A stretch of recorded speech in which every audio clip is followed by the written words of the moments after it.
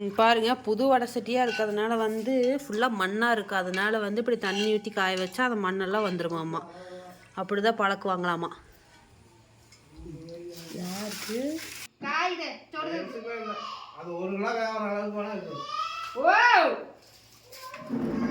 எதுக்கு நான் இங்க வந்திருக்கிறேன். எங்க கூப்பிடுறேன்? வடையெல்லாம் சுடுறது இல்லையா? நல்லா அறிவிச்சுல சொன்னாப்புல மண் வடை வடையும் சுடலாம். வடை சுடல அருமையா. போய் கேளுங்க, கூப்பிட்டு கிடக்குற போய் கேளுங்க.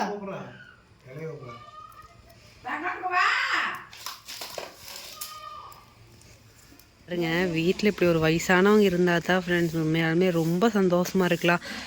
இந்த மாதிரி ஊருக்கு வந்து ஆத்தார விட்டுட்டா போதும், என்னாரம் ஆத்தா ஆதிராவோட விளையாடுறதா வேலை. என்ன பார்க்குற பாரு, ரோட்டில் போய் கொண்டுட்டு 2 பேர் என்ன பண்ணிட்டு இருக்கிறாங்கன்னு பார்த்தீங்கன்னா, நாங்கள் வர்றேன்னு சொல்லிவிட்டு அம்மா வந்து பக்கத்தில் வந்து சப்பாத்தி போடுறாங்க. ஸோ ரெடிமேடு சப்பாத்தி அம்மா வாங்கி வச்சுருந்தாங்க. அப்பா வந்து இன்றைக்கி தான் சந்தைக்கு போயிட்டு வந்தாங்க. ஸோ அதனால் வீட்டில் எல்லா காய்கறியும் இருந்ததுனால நான் வந்து கூட்டாக வைக்கலான்னு சொல்லிவிட்டு எல்லா காய்கறியும் போட்டு சும்மா வெஜிடபிள் கிரேவி மாதிரி செய்யலான்ட்டு ரெடி பண்ணி வச்சுருக்கேன். இது உடம்புக்கு இதில் இருக்கிற சத்து வேறு எதுலேயுமே இருக்காது ஃப்ரெண்ட்ஸ். இதில் என்னென்ன காய் போட்டிருக்கேன்னு பார்த்தீங்கன்னா, காலிஃப்ளவர், உருளைக்கிழங்கு, பீன்ஸ், கேரட், அதுக்கப்புறம் பச்சை பட்டாணி எல்லாமே நான் சேர்த்துருக்கேன். வீட்டில் இருக்கிற எல்லா காய்கறியும் நான் சேர்த்துருக்கேன். அதுக்கு பார்த்திங்கன்னா ஒரு 2 வெங்காயம், பெரிய வெங்காயம் அரைஞ்சி வச்சுருக்கேன். அப்புறம் ஒரு 2 தக்காளி அரைஞ்சி வச்சுருக்கேன்.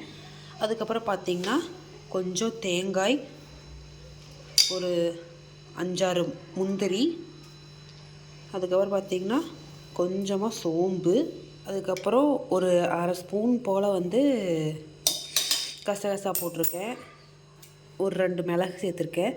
அவ்வளோதான். இது கூட வந்து பச்சை மிளகாய் ஆட் பண்ணுறேன், ஆட் பண்ணிக்கலாம். நான் வந்து குக்கரில் அப்படியே ஆயில் கூட சேர்த்துருவேன். ஸோ அதனால் நான் அதில் பச்சை மிளகா வந்து ஆட் பண்ணல.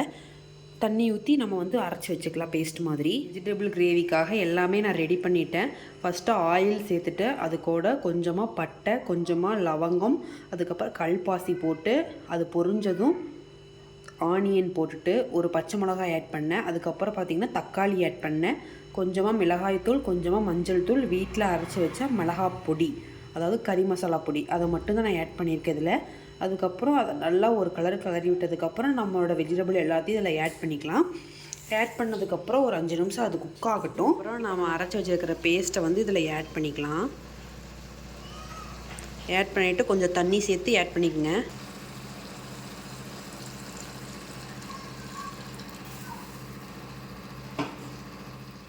அளவுக்கு தண்ணி வேணுமோ அந்த அளவுக்கு நம்ம ஆட் பண்ணிக்கலாம். பார்த்திங்கன்னா நான் இந்த அளவுக்கு கொஞ்சம் தண்ணியாட்டு இது பண்ணி, ஏன்னா காய் வந்து நல்லா வெந்து வரணும். ஸோ அதனால் நான் இவ்வளோ தண்ணி ஆட் பண்ணியிருக்கேன்.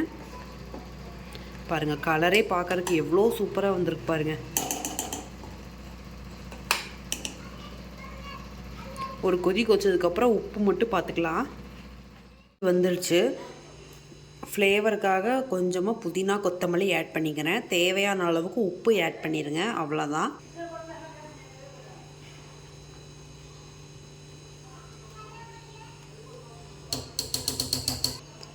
அவ்வளோதான் ஃப்ரெண்ட்ஸ். இப்போ நாம் வந்து மூடி போட்டு ஒரு 4-5 விசில் வந்து நல்லா வேக வச்சுக்கலாம். 4 விசில் வந்ததுக்கப்புறம் அடுப்பை ஆஃப் பண்ணிடலாம். பாருங்கள், நம்ம சப்பாத்தி குழம்பு சூப்பராக ரெடி ஆகிடுச்சு. நீங்களும் ஒரு டைம் இந்த மாதிரி ட்ரை பண்ணி பாருங்கள். உண்மையாலும் டேஸ்ட்டு செம்மையாக இருக்கும் ஃப்ரெண்ட்ஸ். நாங்கள் அடிக்கடி இந்த மாதிரி தான் குருமா வச்சுக்குவோம். நீங்களும் ஒரு டைம் ட்ரை பண்ணி பாருங்கள். இந்த வீடியோ பிடிச்சிருந்துச்சுன்னா லைக் பண்ணுங்கள், ஷேர் பண்ணுங்கள், கண்டிப்பாக சப்ஸ்கிரைப் பண்ணுங்கள். பாய்.